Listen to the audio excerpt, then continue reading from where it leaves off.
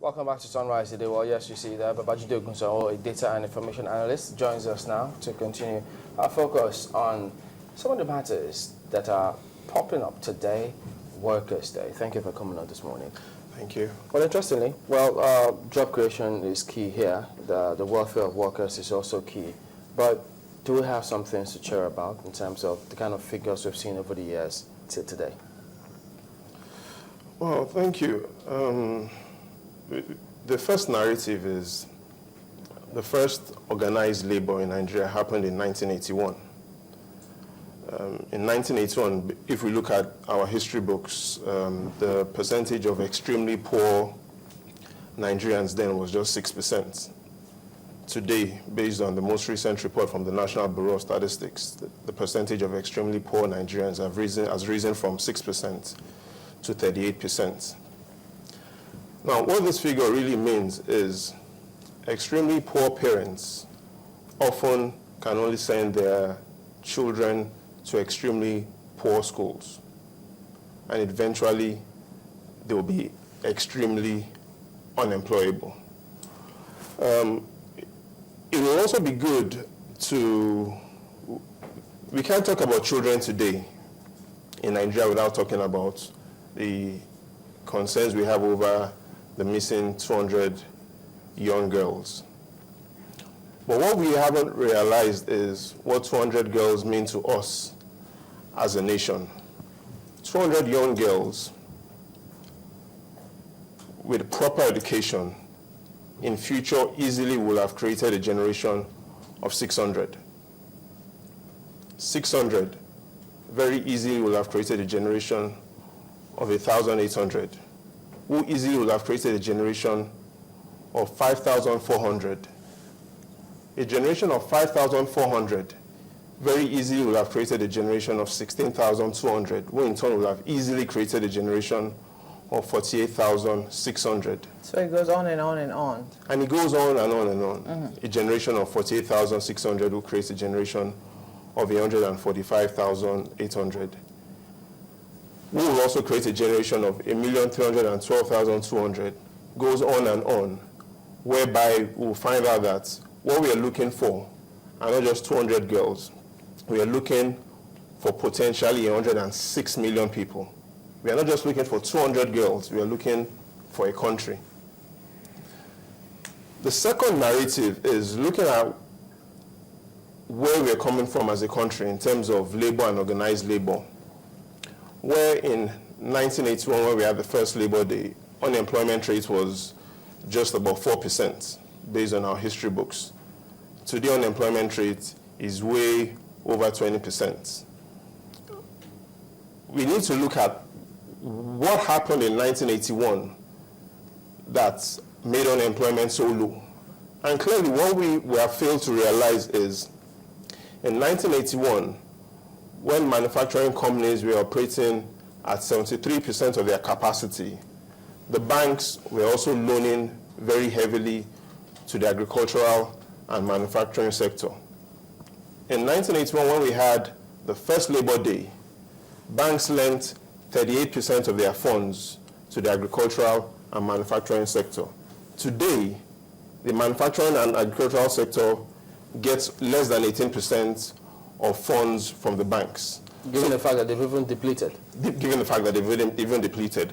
Now, the focus of this is we have in today the agricultural sector accounts for the highest number of employed youths in the country. So once there's a depletion in funds that goes into the agricultural and manufacturing sector, there will always be issues of unemployment. So the first issue we need, or the first solution to managing the unemployment crisis in the country is to increase funds available not just to the agricultural sector, but as well to the manufacturing sector, because the evidence clearly shows that the period when we lent the highest to these sectors was also the period where we had the highest employment rates. So right now we're having lower funds going into these sectors, and we are creating no jobs. So the sector that contributes more than the agricultural sector to the GDP doesn't employ the highest of the unemployed graduates in the country? No, it doesn't. It doesn't. And the issues are more complex than we realize. What the government has reasonably done well in how it's explained the problem. But more than how it's explained the problem, we need to find solutions to the problem. What concerns the youth as of today isn't just the fact that it's hard to get a job. A major issue is how much do you get on the job. In about 2-3 years ago, in 2011 to be precise, we had the minimum wage of 18,000 naira. But there are two issues we have today. Not only do we have a low minimum wage, we also have effectively a low maximum wage. And by maximum wage, what I mean is recently the central bank, in conjunction with a private sector company called EFINA, did a survey. And the result of the survey was that 95% of Nigerians earn below 70,000 naira. 95%? 95% of Nigerians earn below 70,000 naira. So clearly, the 5% that earn above 70,000 naira can be classified as outliers. So we have an economy where 95% are earning between 18,000 and 70,000 naira. As a total package or basics? As a total package. As a total package. It's even worse because today, the minimum wage really isn't 18,000 naira. In 2011, the minimum wage was 18,000 naira when it was approved. Today, based on inflation, inflation has virtually chopped off 25% of today's minimum wage. So though workers collect 18,000 naira, today's minimum wage really is 13,500 naira per month. Why? Because of what they can buy? Because of what they can buy, exactly. Because in 2011, when the minimum wage of 18,000 naira was approved, that was the minimum wage. Between 2011 and date, inflation, which effectively affects the price of things, is about 25%. So though workers are collecting 18,000 naira, the real minimum wage today is 13,500 naira. You don't think these figures were taken into consideration before this minimum wage was fixed?